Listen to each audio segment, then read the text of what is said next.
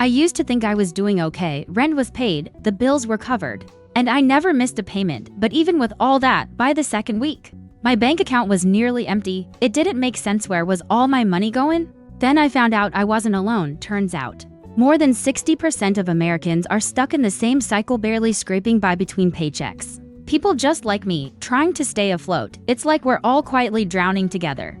It's exhausting. You start feeling guilty for every little thing, grabbing coffee, ordering takeout, even saying yes to a friend's invite. That constant pressure eats away at you. Until you're not living, you're just surviving. My wake-up moment, I had just gotten paid, and then my card got declined at the grocery store. I'd overdrafted again, right there under those bright checkout lights. I realized something had to change. Ever feel like payday hits and then poof, your money's gone? That was me.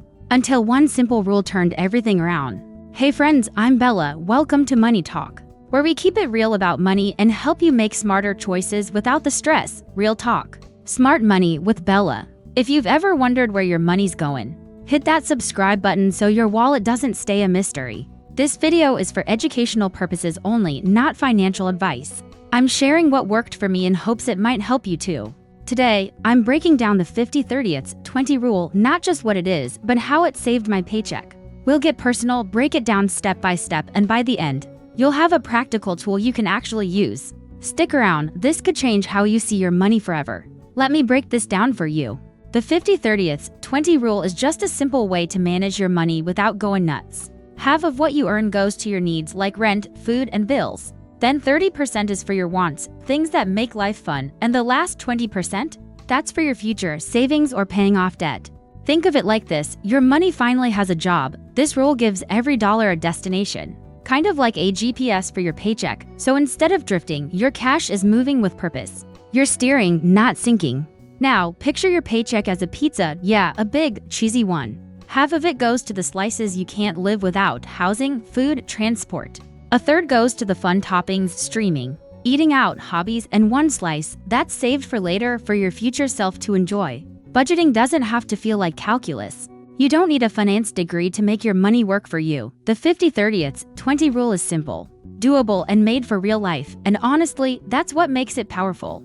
You know that for $1,000 monthly salary you're told you make? Yeah, don't expect all of that to hit your bank. What you actually keep is a lot less. Thanks to taxes, insurance, and other deductions. That number before taxes is called gross pay. What we care about is net pay, what you actually bring home. When I first got paid, I made a big mistake. I tracked what was written in my job offer, but my actual bank balance was way off. So I started tracking only what came into my bank. That one habit totally changed how I saw my money. To find out your real income, grab one of your recent pay stubs. Look at what actually gets deposited after taxes, healthcare, and everything else. This is your net income. It's the number you'll actually use for budgeting.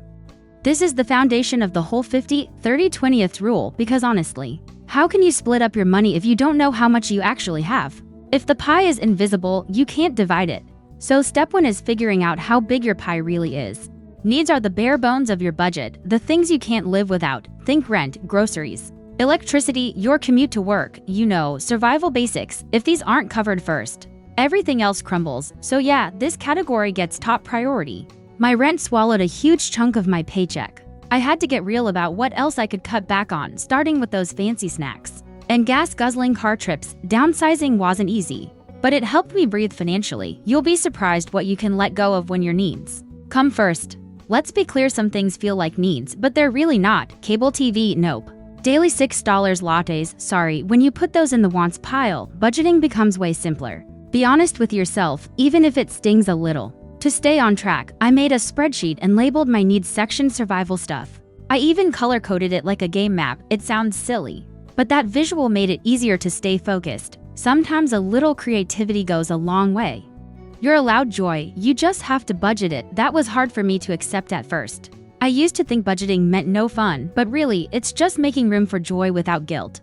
Wants? Oh yeah, those were eating up half my paycheck, dining out, movies, trips, all the fun stuff, but I realized I didn't have to cut it all, just scale it back. Still happy, just smarter. When I got a raise, I thought, finally, more money for fun, but then my bills grew too. That's the trap, lifestyle inflation. I had to learn to say, nope, I'm sticking to my plan. Now I've got a fun budget. It's a 30% slice just for guilt-free joy. I know exactly how much I can spend, so I don't stress about it. It's freedom with boundaries. This 20% is where the magic happens. It's your power slice. The part of your money that doesn't just pay bills, it builds your future. Whether you're crushing debt or stacking savings, this part is doing the heavy lifting. Every dollar here is like a worker building your freedom, brick by brick. I used this part of my income to tackle my credit card debt head on. It took 6 long months. But every payment felt like winning a battle, and when that final balance hit zero, I felt unstoppable, like I'd just defeated the boss at the end of a level. An emergency fund is like a force field. It doesn't stop life from happening, but it softens the blow. One flat tire, a trip to the doctor, or a missed paycheck and you're still standing. That little cushion keeps the panic away. It's peace of mind in your bank account. The best trick I ever learned, auto-save, every month. $1 to $100 would quietly move into my savings without me touching it. I didn't have to think about it, and it added up fast. It's like training your future self to win. Some months, your needs might hit 60%, and that's totally fine. Life can be unpredictable. And the key is to stay flexible. You can temporarily adjust other categories to balance things out. It's about adapting, not panicking. One month, my car suddenly broke down and I had to use money I'd set aside for fun stuff. I dipped into my wants category to cover the cost. It wasn't ideal, but it helped me avoid debt. That's the beauty of the rule. It bends with your life. If you're a single parent, student, or just living in an expensive city, don't stress. The 50-30-20 rule is just a guide, not some rigid formula. What matters is using it in a way that fits your real life. Your journey is unique, and your rule can be too. Perfection isn't the goal, progress is. Every time you make a better choice with your money, you're moving forward. Don't let one bad month make you give up. It's the small, consistent wins that lead to real change. So here's the takeaway. Know your net income, separate your needs, wants, and savings. Follow the 50-30-20 rule as a guide, not gospel, and most importantly, give every dollar a job. This rule didn't just save my paycheck, it saved my peace of mind. For the first time, I felt in control. If this helped you even a little, hit like, subscribe, and share it with someone who needs a money reset. Trust me, they'll thank you.